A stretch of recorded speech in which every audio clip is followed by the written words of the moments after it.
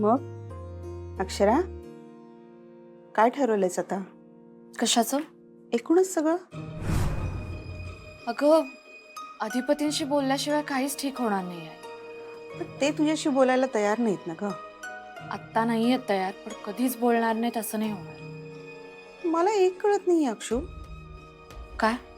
एवढा का रागराग करतायत ग ते तुझा? नाही म्हणजे तक्रार वगैरे केली ही गोष्ट मी समजू शकते, पण तरी जरा जास्तच रागराग करतायत असं नाही वाटत आहे का?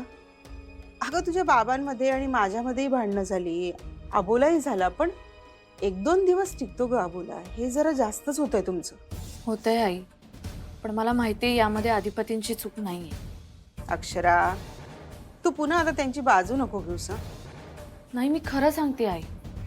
मला माहिती आहे ना, मला कळतंय अधिपतींना हे सगळं भांडण मिटवायचंय, पण भुवनेश्वरी मॅडम त्यांना करू देत नसतात.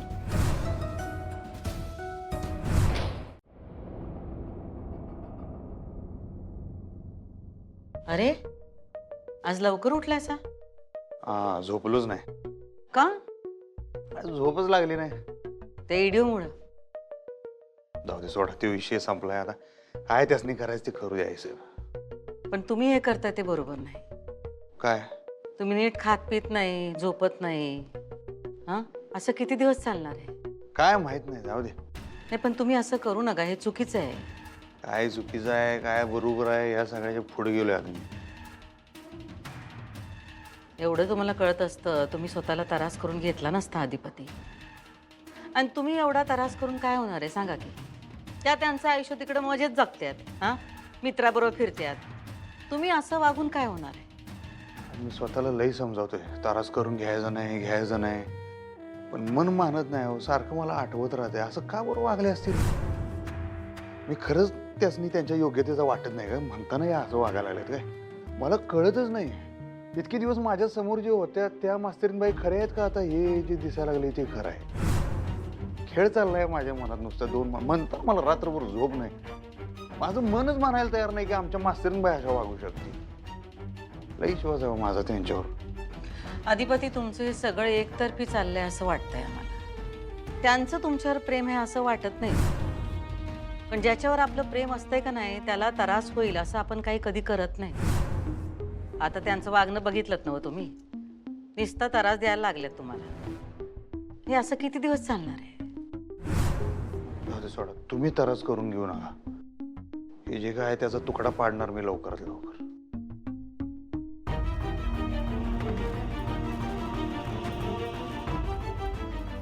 जग जिंकून या.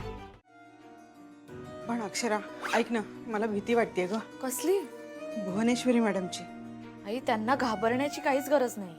अक्षू, आत्तापर्यंत त्यांच्याबद्दल जे काही ऐकलं बघितलं ते सगळं ठीक आहे, पण आता जे अनुभवतोय ना त्याच्यावरून मला ते खूप डेंजर वाटायला लागलेलं आहे. मनात आलं की काहीही वागतात त्या. आणि तू त्यांच्याच शाळेत काम करतेस ना, तुला नक्कीच त्रास देतील ग. असं असं काही नाही करणार ते आई. तू ते संक्रांतीच्या दिवशी घरी गेली होतीस तेव्हा कशा वागल्या ना त्या? अनप्रिडिक्टेबल वागणं आहे त्यांचं. काहीही करू शकतात त्या. एक तर त्यांना तू सून म्हणून नकोयस. त्या घरातही गेलेली तू चालणार नाहीये त्यांना. म्हणून ना मला थोडी रिस्क वाटायला लागली. कशाला विषयाची परीक्षा घेतोय आपण? त्यांच्यापासून 4 हात लांब राहिलेलंच बरं आहे बाई. हो आई, मला तुझी काळजी कळतीये आणि तू जे म्हणतेस ना त्याचा मी विचारही करेन, नक्की विचार करेन. फक्त आत्ता नको. आत्ता मुलांच्या परीक्षा होऊन जाऊ दे 10वीच्या, मग नंतर बघू. ठीक आहे, तुला जसं योग्य वाटतं ना तसं कर. आणि तू नको काळजी करूस आता. बरं चल, मला उशीर होतोय. मला मुलांच्या वह्या पुस्तकं पण घ्यायची आहेत. मी निघू? बरोबर, मी डबा आणि पाण्याची बाटली आणते. आणि अक्षय ऐक ना, तुला एक सांगायचं होतं अगं, त्या मदनशी बोल ना एकदा. नाही म्हणजे जशी आम्हाला तुझी काळजी आहे ना तशीच त्यालाही तुझी काळजी आहे म्हणून बोलला तो काळजीपोटी. हां, खूप अपसेट झाला होता ग.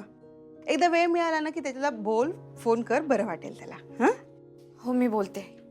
तू नको काळजी करूस. थांब, मी डबा आणते. हां.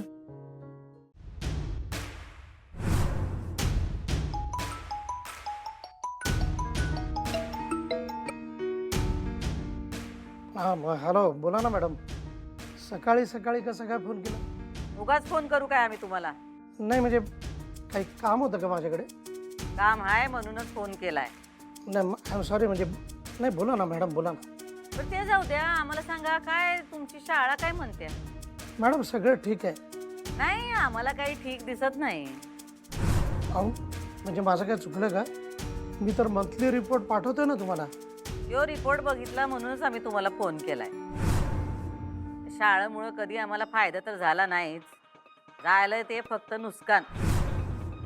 त्यात तुम्ही शिक्षकांचा एवढा भरणा केलाय की त्यांच्या पगारातच आमचा लई पैसा जातोय. म्हणजे मॅडम मी मॅडम ते मी काय करू नका. आम्ही काय सांगतोय ते जरा नीट ऐका. होय मी ऐकतोय मॅडम, तुम्ही बोला ना. आम्हाला शिक्षकांचा भरणा कमी करायचा आहे. कमी करायचं म्हणजे मॅडम काही समजलं नाही मला. म्हणजे त्यांना घरी पाठवायचं आहे. हो पण मॅडम असं कसं काय घरी पाठवणार त्यांना? नाही म्हणजे बघा ना, अहो मुलांच्या परीक्षा जवळ आल्या आहेत, पोर्शन अजून बाकी आहे आणि शाळेतले सगळे शिक्षक आपापलं काम अगदी चोख करतात. मग कुठल्या बेसिसवरती घरी पाठवायचं त्यांना? फुलपगारे आम्हाला एक सांगा, शाळेच्या मालकीन कोण आहे हो? तुम्ही मग शाळेच्या बाबतीत सगळे निर्णय कोण घेणार? तुम्हीच. मग आम्ही जो निर्णय घेतलाय तो ऐका फुलपगारे. कशाला उगाच लांबण लावताय? पण कुणाला काढणार नोकरीवरनं? अक्षदाला.